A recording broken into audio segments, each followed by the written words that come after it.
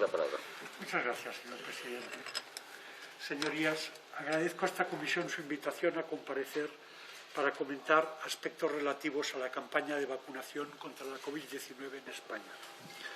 En primer lugar, me presentaré. Inicié la farmacovigilancia en España y el Servicio Español de Farmacovigilancia en los años 80. Fui director del Centro Coordinador del Sistema Español de Farmacovigilancia y miembro de la Comisión Nacional de Farmacovigilancia hasta la creación de la Agencia Española del Medicamento en 1999. Y desde esta fecha hasta la actualidad he sido experto externo de esta institución y durante un tiempo miembro de su Consejo Asesor. Fui presidente del Comité de Medicamentos Esenciales de la Organización Mundial de la Salud en 2004. He publicado más de 250 trabajos originales referenciados en bases de datos de revistas con revisión por pares, de investigación en farmacología clínica, farmacovigilancia y farmacoepidemiología, y dirigí el Centro Colaborador de la Organización Mundial de la Salud en farmacoepidemiología hasta 2017. En la actualidad soy también experto externo de la Agencia Europea del Medicamento en materia de farmacovigilancia y formo parte del Comité Científico del Grupo GISE-PIFAR de la Agencia Francesa del Medicamento y la Alta Autoridad de Salud de Francia, aparte de seguir como consultor de otras agencias nacionales de medicamentos. No tengo conflictos de intereses relacionados con la industria farmacéutica o los productos sanitarios. Se me ha convocado a opinar sobre problemas y dificultades que se hayan producido hasta la fecha en el proceso de vacunación y en la aplicación por parte de las administraciones públicas competentes de la estrategia de vacunación frente a la COVID-19 en España y sus posteriores actualizaciones. Y en los últimos días he podido escuchar gran parte de las comparecencias ante esta comisión y he pensado que puedo aportar algunos comentarios sobre tres cuestiones. Quizá no me dé tiempo de todas ellas. La primera, y a la que voy a dedicar más tiempo, la farmacovigilancia de las vacunas y el papel de las agencias reguladoras, la EMPS en España y la EMA en la Unión Europea. La segunda, algunos aspectos relacionados con la campaña de vacunación. Y la tercera, unos comentarios, si me da tiempo, sobre los derechos de propiedad intelectual sobre las vacunas. Primero, farmacovigilancia, Agencia Española y Agencia Europea. En materia de farmacovigilancia, los comparecientes en esta comisión, representantes de la Agencia Española, han descrito los complejos procedimientos y mecanismos de coordinación que han desarrollado para hacer frente a la epidemia de SARS-CoV-2. Reuniones, coordinación entre diferentes organismos de la Administración, con otros Estados miembros de la Unión Europea y con la Agencia Europea y con las comunidades autónomas. Procedimientos, pero escasos resultados si se exceptúan los relativos a la alta tasa de vacunación alcanzada, que al fin y al cabo no es más que lo que llamamos una variable instrumental, pero no una variable de resultados. El resultado es la prevención de la enfermedad y de la muerte. Análogamente, los informes de farmacovigilancia de la Agencia Española, el último, el 12º, publicado el pasado 26 de enero, informan de más de 55.000 notificaciones recibidas de efectos adversos de las vacunas hasta el 9 de enero de 2022. De estas, 375 tuvieron desenlace mortal y más de 11.000 fueron calificadas como graves. Y cito lo que el Sistema Español de Farmacovigilancia entiende como grave, entendiéndose como tal cualquier acontecimiento adverso que requiera o prolongue la hospitalización, que dé lugar a una discapacidad significativa o persistente o a una malformación congénita que ponga en peligro la vida del paciente o que resulte mortal, así como cualquier otra condición que se considere clínicamente significativa. Repito, más de 11.000 acontecimientos adversos graves después de la vacunación notificados al sistema. La publicación de estos datos puede ser vista como un ejercicio de transparencia, pero la realidad es que a falta de más detalles son difícilmente interpretables. Por ejemplo, a pesar de que en esta fecha se estaba iniciando la vacunación infantil y de adolescentes, en enero, y de que se citan casi 900 efectos adversos en menores de 20 años, El informe no comenta los casos en este grupo de edad, precisamente el que concita mayores incertidumbres sobre la conveniencia de la vacunación. La transparencia no consiste solamente en subir informes técnicos a la web, que también, sino sobre todo en iluminar, en ayudar a dirigir la mirada y en ayudar a comprender. De lo contrario, se siembra el terreno para que proliferen la desconfianza y las suspicacias. ¿Quién sabe si por una intención de esconder la información en una montaña de datos, o quizás porque se entiende equivocadamente que esta comisión no es el foro para debatir cuestiones técnicas, este tipo de datos no han sido presentados ante sus señorías, de modo que la propia comisión no ha tenido una oportunidad de preguntar sobre el uso que se hace de ellos. Señorías, les quiero comentar algunas cuestiones técnicas que puede entender cualquier ciudadano, que creo que les pueden ser útiles. 12 consideraciones me parecen oportunas sobre la farmacovigilancia de las vacunas. La primera. Las primeras vacunas disponibles contra la COVID, como recordarán, en España, y las más utilizadas hasta el día de hoy, han sido Comirnaty de Pfizer, de la que se han administrado más de 54 millones de dosis hasta el pasado 9 de enero, y Spikevax de Moderna, con 14 millones de dosis. Estas dos vacunas se basan en una nueva tecnología. Así como las vacunas tradicionales son gérmenes atenuados o porciones de ellos que estimulan el sistema inmunitario, las vacunas de ARN mensajero introducen un ácido nucleico que da instrucciones a células de la persona vacunada para que fabriquen esta proteína del virus, la llamada spike protein, que a su vez estimulará el sistema inmunitario. Conviene recordar aquí que el diccionario de la Real Academia de la Lengua Española define una vacuna como, cito, preparado de antígenos que administrado a un organismo provoca en él una respuesta de defensa.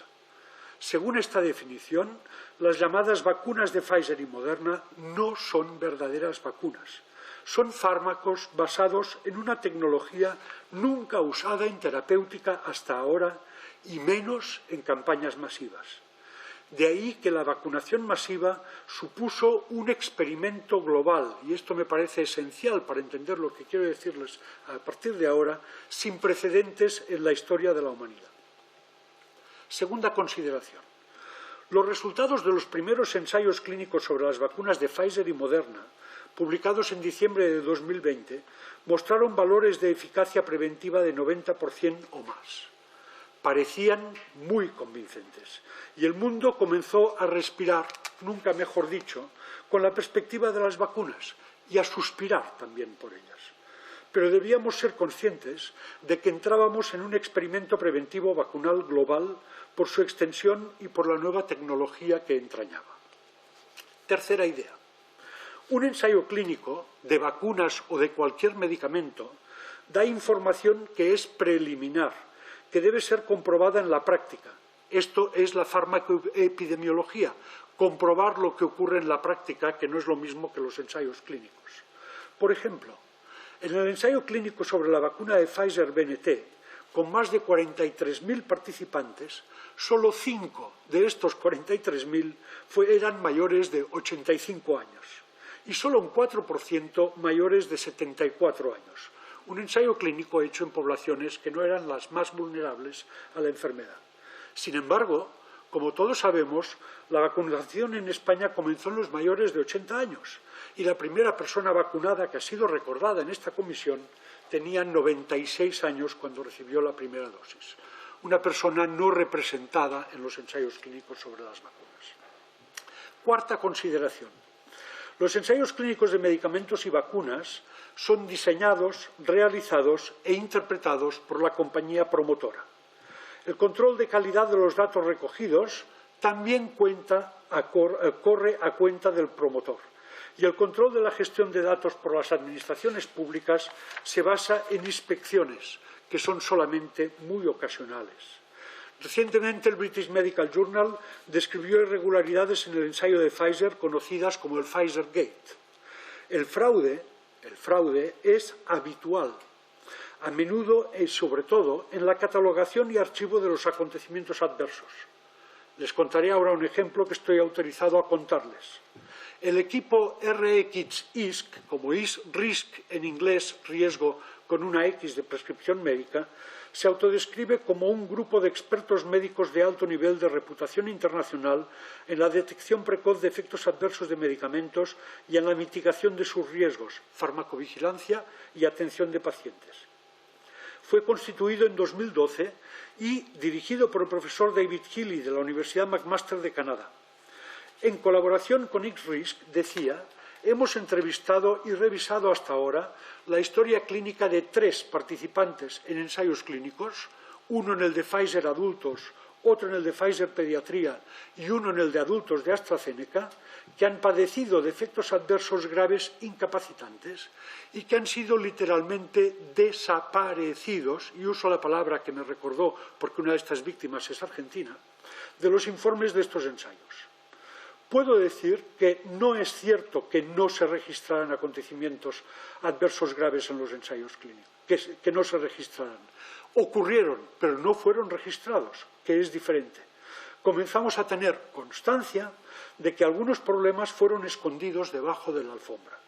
Estos casos serán públicos dentro de unas semanas en la web de RISC, con nombres y apellidos de los pacientes y de los médicos que han revisado la historia, no con datos anónimos, para aumentar la credibilidad de los casos. Quinta consideración. En las publicaciones de los ensayos clínicos, entre ellos los de las vacunas de RNA, se ofrecen solo datos muy generales y de forma agrupada. Además del fraude, también es habitual la presentación tendenciosa de los resultados. Por ejemplo, tendenciosidad que consiste en expresar la eficacia en términos relativos y no absolutos. En el ensayo de Pfizer, por ejemplo, se registraron 162 casos de COVID-19 en el grupo placebo, comparado con 8 en el grupo vacunado, lo que supone una diferencia en términos relativos del 95%. 8 es un 5% de 160. No obstante, la realidad fue que la incidencia de PCR positiva para COVID, ni tan solo enfermedad clínica, solo PCR positiva, había sido de menos de 1% en el grupo placebo, comparado con 0,04% en el grupo vacunado, una diferencia de menos de 0,9% en términos absolutos, menos de un 1%. O tendenciosidad también consistente en ocultar determinados resultados en el artículo publicado. Por ejemplo, en los ensayos clínicos con la vacuna de Pfizer y de Moderna, en el de Pfizer, se registraron 14 muertos en el grupo placebo y 15 en el grupo vacunado. No me he equivocado, una muerte más en el grupo vacunado que en el grupo placebo. En el ensayo de Moderna se registró el mismo número de muertes, 14 en cada grupo. No, señorías, los ensayos clínicos no han demostrado que las vacunas salven vidas. Quizás se habrá visto en otros estudios una tendencia a disminuir las hospitalizaciones, pero no hay lo que se llama una evidencia en términos oficiales de esta medicina mercantil que vivimos de que las vacunas salven vidas. El número de fallecimientos registrados en cada grupo de estos ensayos en los artículos publicados no fue ni tan solo mencionado en los artículos principales, si solo se podía encontrar después de revisar el material, decenas de páginas del material suplementario que se cuelga en la web. Señorías, no dispongo del tiempo necesario para aburrirles extendiéndome en otros detalles, pero les aseguro que los resultados de los ensayos clínicos promovidos por las compañías farmacéuticas deben ser considerados más bien como indicios y de ningún modo como lo que llaman evidencias. Según, una vez más, el diccionario de la Real Academia de la Lengua, es evidente lo que es cierto, claro, patente y sin la menor duda. Triste ironía que expertos y dirigentes de instituciones sanitarias sigan insistiendo en la palabra evidencias ante una enfermedad nueva y, por tanto, poco conocida, imprevisible en su evolución epidémica y en las secuelas que va a dejar. Las llamadas evidencias sobre las vacunas no tenían nada de cierto, nada de claro y sí muchas patentes de la definición de lo que es evidente. Sexta consideración. En cualquier caso, con fraude o sin él, con presentación tendenciosa de los resultados o no, los resultados obtenidos en cualquier ensayo clínico deben ser revisados en detalle por expertos en la materia, lo que requiere tiempo, sin duda, pero también, en primer lugar, transparencia. Y les voy a poner un ejemplo. Pfizer, por ejemplo, anunció que haría pública la totalidad de los resultados de su ensayo clínico principal sobre la vacuna en 2025. ¿Se lo pueden creer? Pues bien, parece que ni esta fecha era cierta. En el pasado mes de enero, a petición de varias organizaciones civiles por la transparencia, un juez federal de Estados Unidos obligó a la FDA y a Pfizer a hacer públicos estos resultados en un lapso de meses, en lugar de los 75 años que pretendía la compañía y que había pactado con Pfizer. Séptima consideración. Además de todo lo dicho, los resultados de los ensayos clínicos deben ser confirmados por la práctica, y esto requiere un muy cuidadoso seguimiento epidemiológico del experimento global de la vacunación contra la COVID-19. De ahí la necesidad de la farmacovigilancia, yo diría más, de una farmacovigilancia reforzada. Octava consideración. A pesar de los resultados aparentemente optimistas de los ensayos clínicos sobre las vacunas contra la COVID, ya en enero de 2021, hace 13 meses, teníamos 5 áreas bien identificadas de incertidumbre. Primero, ¿cuál sería la duración de la eficacia preventiva de la vacuna? Y hemos podido comprobar que al cabo de 6 meses de la segunda dosis, la eficacia disminuye en un 20 a 30%. Pero es curioso, en lugar de tomar nota de este hecho como una insuficiencia de las vacunas, los fabricantes acogieron esta noticia con subidas de su cotización en bolsa. Claro, si un producto es ineficaz o parcialmente eficaz, habrá que ir repitiendo dosis, si es posible, durante toda la vida. Esto es el sueño de cualquier vendedor de medicamentos para el colesterol, la osteoporosis o de vendedor de crecepelos. La realidad es que necesitamos mejores vacunas en términos de eficacia protectora, como ha dicho el secretario general de la OMS. La segunda duda se refería al efecto preventivo de las vacunas sobre las nuevas variantes del virus. La eficacia de las vacunas frente a la cepa delta fue inferior a su eficacia frente a la cepa alfa, y la experiencia reciente ha mostrado que las vacunas no han funcionado frente a la cepa Omicron. Y añado, a pesar de los llamamientos a la población a vacunarse cuando llegó la cepa Omicron. Por ejemplo, los datos oficiales reproducidos por el profesor Luis Carlos Silva, relativos a Cataluña, muestran que entre el 23 de diciembre pasado y el 12 de enero pasado, en plena onda Omicron, se registraron 37.000 diagnósticos de COVID por PCR en personas vacunadas y 30.000, algo menos, en personas no vacunadas. Esto no quiere decir que los vacunados tuvieran más enfermedad por Omicron. Lo que quiere decir, o lo que se puede interpretar sin duda, es que la vacuna no protegía contra la enfermedad producida por la cepa Omicron. La tercera duda o incertidumbre que existía con las vacunas se refería a si evitarían la transmisión o contagio. Y está claro que las vacunas no evitan la transmisión de la enfermedad, aunque algunos comparecientes lo han dicho con la boca pequeña, no la evitan.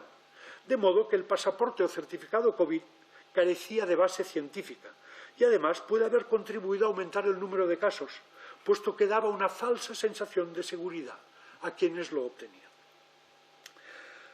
La cuarta duda se refiere a los efectos adversos. Ustedes recordarán que cuando salió la vacuna de AstraZeneca se habló rápidamente de una señal de farmacovigilancia de un riesgo de trombosis graves, sobre todo en mujeres jóvenes. La señal apareció a finales de enero. El Comité de Seguridad de la Agencia Europea, tan halagado en esta comisión, no se reunió hasta principios de marzo y convocó una rueda de prensa el 31 de marzo.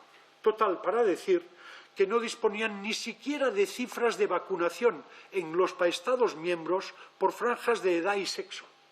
Y, por tanto, no podían calcular la incidencia si las mujeres tenían más riesgo, las jóvenes más que las mayores, etc. Además, la EMA, sabiendo que esto es incorrecto, insistía en la baja incidencia, sin distinguir la incidencia real de los acontecimientos de la realmente notificada. Les pongo un ejemplo. Por ejemplo, en relación con las trombosis, entre el 1 de enero y el 19 de abril de 2021, en Cataluña se notificaron 53 casos de trombosis. Es mucho. Existía mucha publicidad sobre el problema y esto favorece que se notifiquen estos casos. Pero las bases de datos sanitarias de los centros de salud de Cataluña contenían 540 casos, más de 10 veces más, que, naturalmente, en su mayoría no habían sido notificados. O también el problema de la miocarditis y la pericarditis. Se nos dijo primero por la EMA que la incidencia podía ser de 1 caso por millón, de entre 1 y 10 casos. Después se rebajó la estimación a 1 caso por 100.000. Después salió un estudio israelí que hablaba de 1 caso por 10.000 en los adultos jóvenes. Ustedes habrán visto o habrán oído hablar de jugadores de fútbol famosos e incluso de espectadores de espectáculos deportivos que colapsan en mitad del partido. Son personas vacunadas que tienen problemas cardíacos posiblemente atribuibles a la vacunación y de eso no se habla. La última incertidumbre que teníamos cuando aparecieron las vacunas ha sido ampliamente debatida en esta comisión, se refiere al acceso a las vacunas a escala global. Quisiera hacer algunas reflexiones más sobre la farmacovigilancia de las vacunas. Además de lo que les he contado, el seguimiento de la seguridad de las vacunas ha puesto de manifiesto las deficiencias de la farmacovigilancia en la Unión Europea. La Agencia Europea, como les he contado, ha reaccionado tarde y de manera paquidérmica e insuficiente ante las señales de efectos indeseados que han ido surgiendo, y sus vacilaciones no han ayudado a las autoridades de los Estados miembros a orientar la campaña de vacunación según los resultados obtenidos. De hecho, cada país adoptaba una medida diferente en cuanto a su política de vacunación. Han prevalecido los procedimientos y la burocracia por encima de la ciencia, el sentido común y la atención a las incertidumbres inherentes al experimento global emprendido. 10ª consideración. No se trata solamente de un incidente o de la ineptitud de algún funcionario. La Agencia Europea de Medicamentos está financiada en más de un 80% con las tasas aportadas por las compañías farmacéuticas. Está concebida legalmente para autorizar la comercialización de medicamentos y vacunas, pero no para interactuar con los sistemas sanitarios de los Estados miembros. 11ª consideración. La pandemia ha hecho evidente que la legislación europea sobre farmacovigilancia, basada en la notificación voluntaria y en planes de gestión de riesgos desarrollados por las propias compañías fabricantes, está más concebida para proteger a estas últimas que para proteger a los ciudadanos. Y última consideración sobre cuestiones de farmacovigilancia, y 12ª. En este contexto, quisiera comentar también el escaso uso que se ha hecho de las bases de datos sanitarias en España para hacer un seguimiento de la vacunación, de sus efectos beneficiosos y de sus posibles efectos indeseados en el contexto de la epidemia.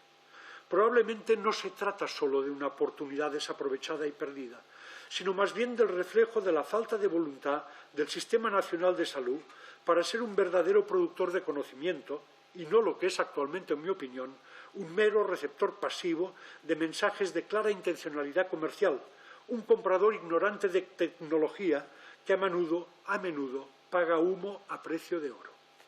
La pandemia también ha puesto en evidencia la existencia de un enorme mercado de explotación de bases de datos sanitarias para estudios epidemiológicos, canalizado por la Agencia Europea de manera no democrática, me atrevo a decir incluso colonialista, en connivencia con centros universitarios adictos a la política de la agencia.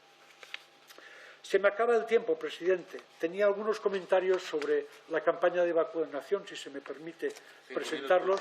5 minutos los presento. Después la segunda intervención que usted tiene puede acabar su... Muchísimas gracias. Muchas gracias.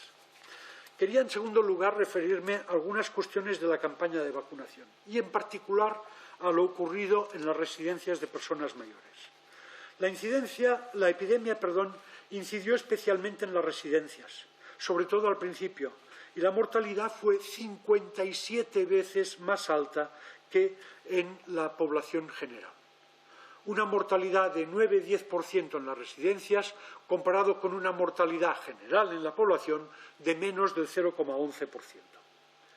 Presumimos de sistema sanitario, señorías, pero dejamos a los más vulnerables en manos de la iniciativa privada, que es la que lleva las residencias. ¿Cuáles son los factores de riesgo de morir en una residencia? Sin duda, la edad y la pluripatología, pero también la mala atención, derivada de malos contratos laborales y de una falta de regulación del mundo de las residencias y la polimedicación innecesaria, un reflejo de la mala atención médica. Una amplia variedad de fármacos que ya eran de consumo generalizado antes de la epidemia incrementan el riesgo de neumonía y la mortalidad por neumonía, de modo que al comienzo de la epidemia era de esperar que también incrementaran la mortalidad por COVID-19. Por ejemplo, hace años que se sabe que los fármacos neurolépticos o antipsicóticos duplican o incluso cuadruplican el riesgo de neumonía y la mortalidad por neumonía. En Cataluña, unas 100.000 personas mayores de 70 años los consumen de manera continuada, en la mayoría de los casos en indicaciones no autorizadas por la Agencia Española del Medicamento. Al inicio de la pandemia, de los 64.000 personas en residencias en Cataluña, 22.000 consumían estos fármacos.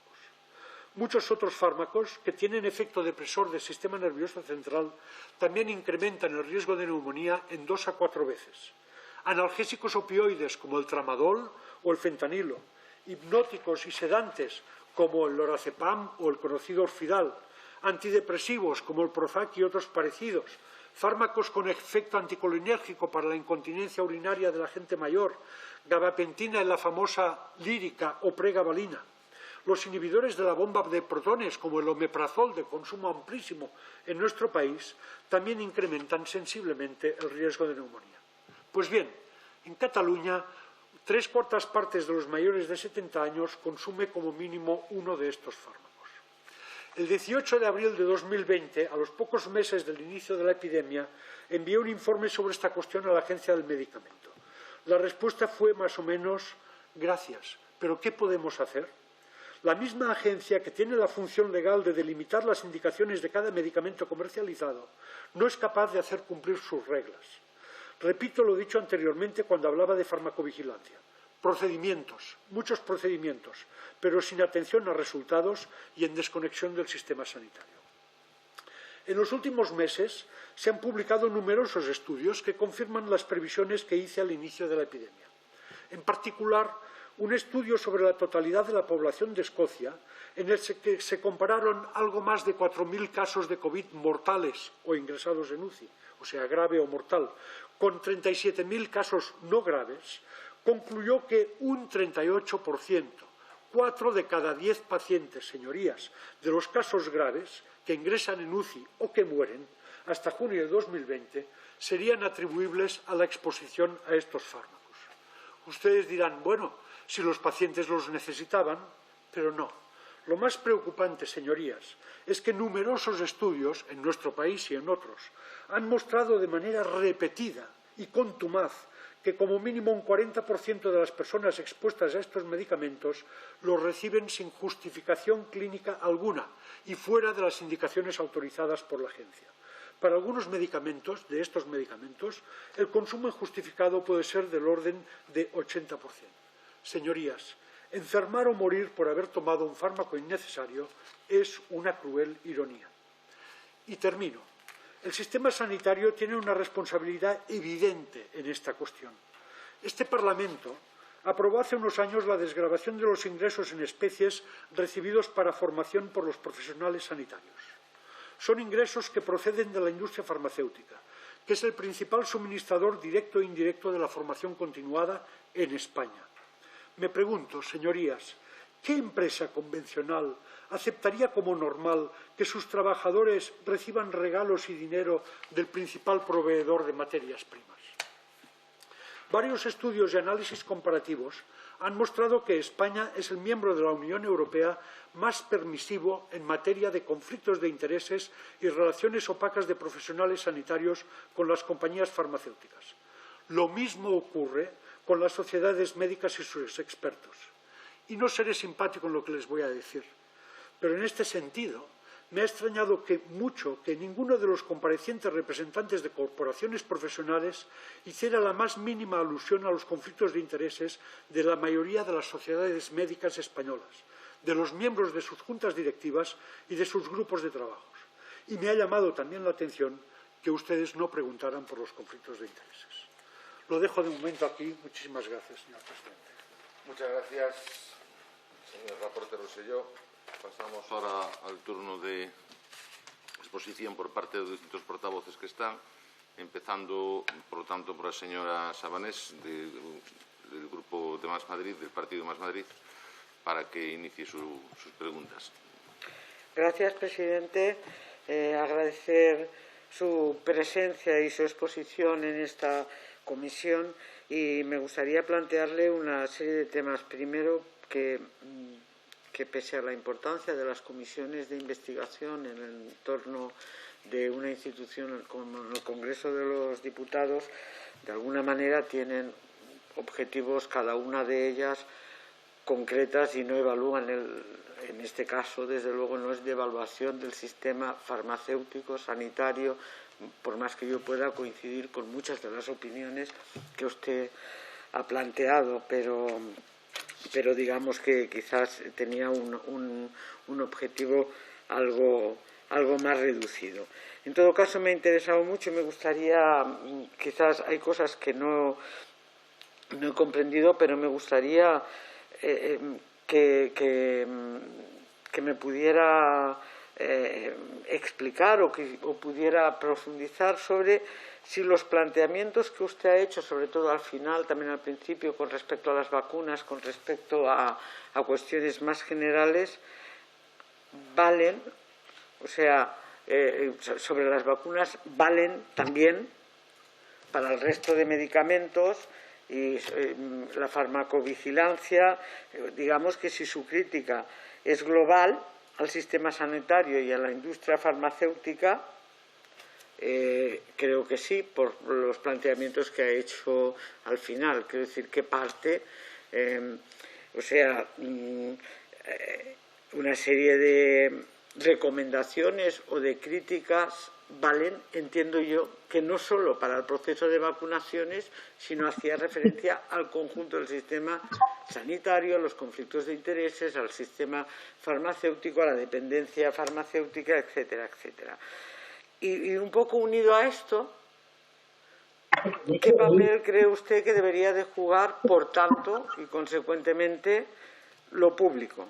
Tanto en el proceso de vacunación como en rasgos generales, lo que también ha planteado sobre los medicamentos. ¿Qué papel debería de jugar lo público y qué fortalezas tiene nuestro sistema sanitario y vinculado a la farmacovigilancia, sobre todo, para poder digamos, abordar todos estos temas? ¿Cómo valora los recursos públicos, que es algo que usted ha planteado, los recursos públicos en este momento? Ahora ya sí me centro en el tema del proceso de vacunación. ¿Cómo valora los recursos públicos que se han empleado y su relación con las farmacéuticas, la gran cantidad de recursos públicos que se han destinado a las empresas farmacéuticas para, digamos, la investigación o la puesta en funcionamiento del proceso de vacunación? Y por último, decir si en ese caso, o sea, una vez, según usted lo ha explicado, en ese caso, ¿cuál sería en el futuro, sobre todo, el método de tratamiento de datos y de alternativas que supusieran, en este caso, digamos, una mejor orientación tanto del proceso de vacunación, las vacunas, la producción o la distribución, como también de otros medicamentos o de otros productos farmacéuticos que pudieran estar influyendo, interfiriendo en el tema de los efectos del proceso de vacunación. Y nada más, de nuevo agradecerle su información. Gracias. Muchas gracias, señora Sabanés. Le damos la palabra ahora a Rosa Medel, la portavoz del Grupo Unidas Podemos. Gracias. Señor Laporte, usted ha explicado aquí que la vacunación, esta vacunación masiva, y yo creo que no podía ser de otra manera, no ha sido como un experimento global en el sentido de que los ensayos que se han hecho, los ensayos clínicos, la muestra no corresponde a lo que luego va a ser la población, lo que luego sería la población diana, por lo menos en el principio, y que eso es una cosa importante, ¿no? Quizá porque era inevitable que fuera así, pero el que fuera inevitable que fuera así, que la población diana no corresponda con la población del ensayo clínico, exige precisamente o fuerza precisamente a que la farmacovigilancia sea muy especial, ¿no? Mucho mejor de lo que sería en otra situación. Entonces, la pregunta es, tal como funciona en España la farmacovigilancia en este momento, ¿usted cree que es posible, es efectiva de alguna manera? ¿Es capaz de detectar situaciones adversas o tal como está estructurada, está sometida a sesgos de cualquier tipo? Esa sería la primera pregunta. Y la siguiente cuestión, que claro, me parece fundamental, ¿no? Y es que, según el ensayo clínico, no había evidencia de que las vacunas salvasen vidas, ¿no? Pero, por lo que, bueno, creo que lo he entendido así, ese es el resultado del ensayo. Pero luego, la práctica es que las vacunas sí que han salvado vidas.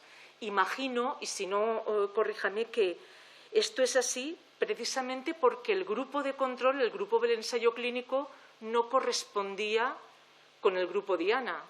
Quiero decir que si en el ensayo clínico no era significativo que la vacuna salvase vidas, sí que parece que ha salvado vidas de ancianos. Esa es la cuestión. Realmente, luego, en la práctica, sí que ha habido, por lo menos parece evidente, ¿no?, que ha sido efectiva, se han salvado vidas, pese a que el ensayo no dijera eso. Esa es la pregunta. Gracias. Muchas gracias, señora Medel. Tiene la palabra por el Grupo Socialista la señora Ana Prieto. Gracias, presidente. A ver, yo quisiera partir un poco de qué es la definición de un medicamento. Y realmente un medicamento es cualquier sustancia o combinación de sustancias que pueden prevenir, diagnosticar, curar, controlar enfermedades, suplir componentes, aliviar los síntomas y, por ejemplo, las vacunas. Desde el Grupo Parlamentario Socialista queremos resaltar la importancia que la estrategia española de vacunación ha tenido contra la COVID en todo el proceso de vacunación, incluso garantizando el derecho de la población a la vacuna en este momento y en los próximos años. Y además es un derecho que está siendo garantizado con equidad.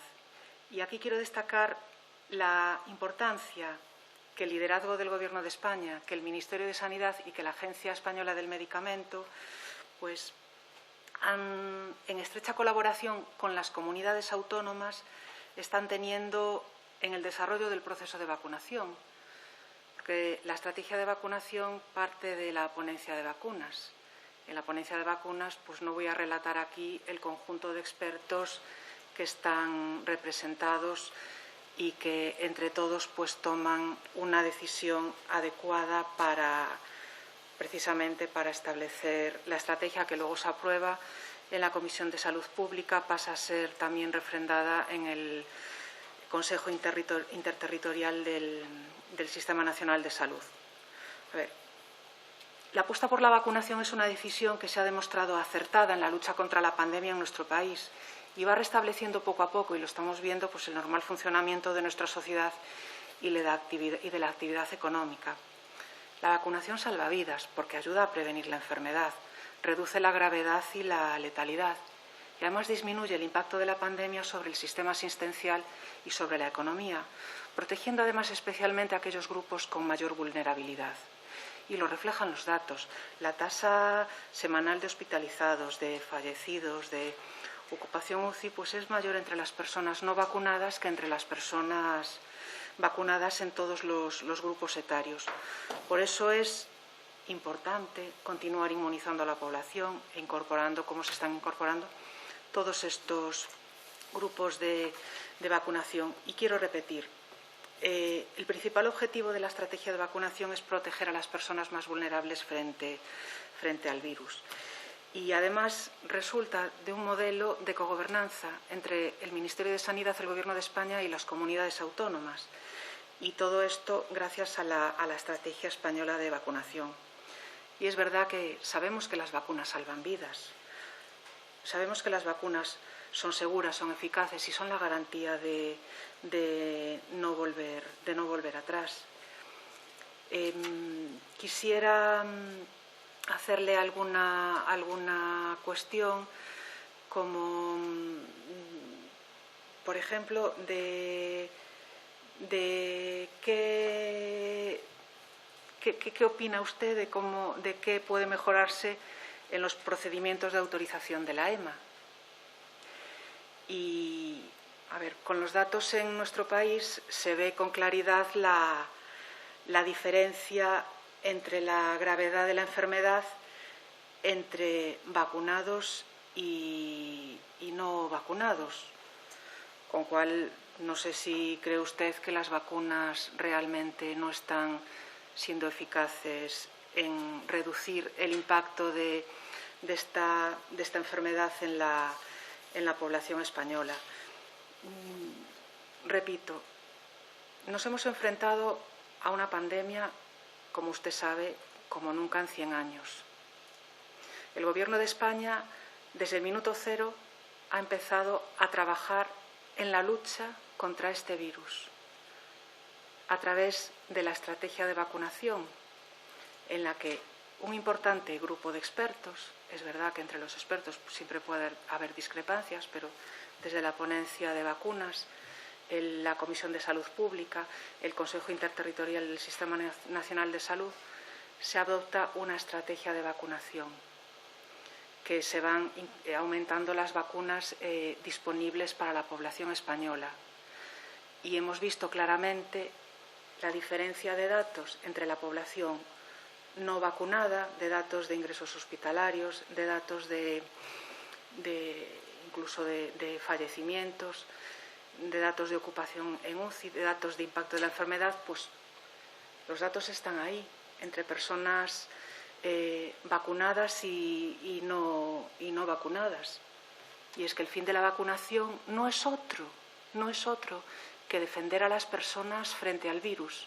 Y en esto es en lo que está el Ministerio de Sanidad, en lo que está el Gobierno de España y en lo que están las comunidades autónomas, en la lucha para proteger a la población española frente al virus.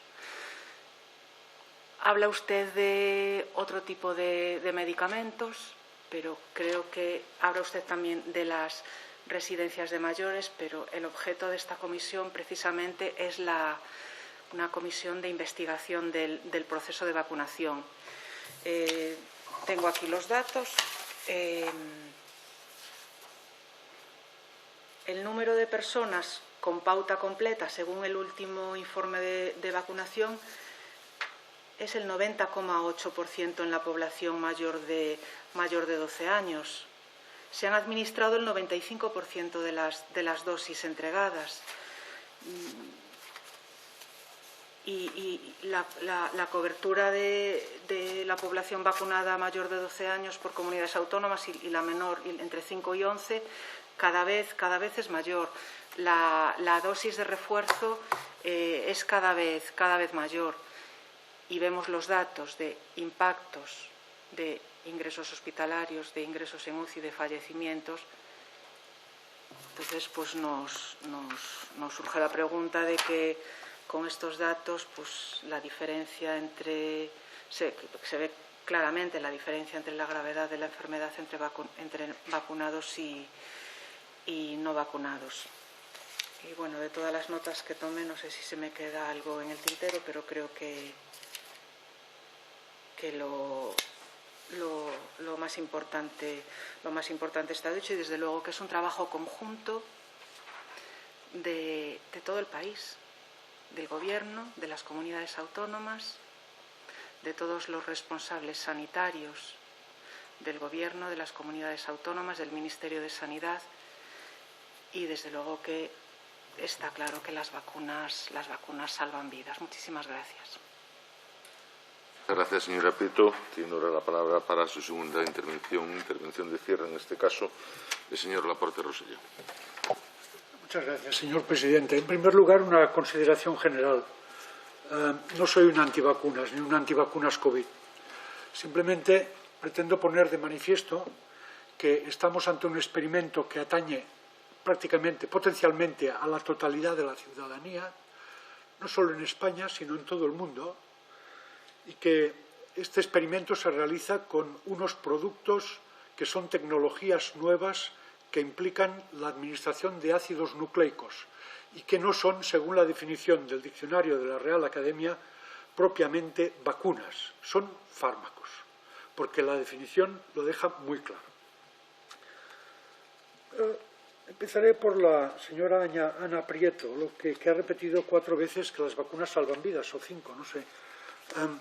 Yo he dicho que los ensayos clínicos, que son considerados la principal fuente de pruebas sobre la eficacia de los tratamientos o las vacunas médicas, no muestran que las vacunas reduzcan la mortalidad.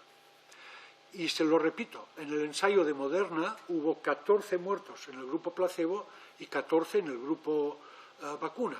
Y en el ensayo de Pfizer hubo un muerto más en el grupo vacuna, 16 y 15 en el grupo placebo. Esto no demuestra que las vacunas reduzcan la mortalidad.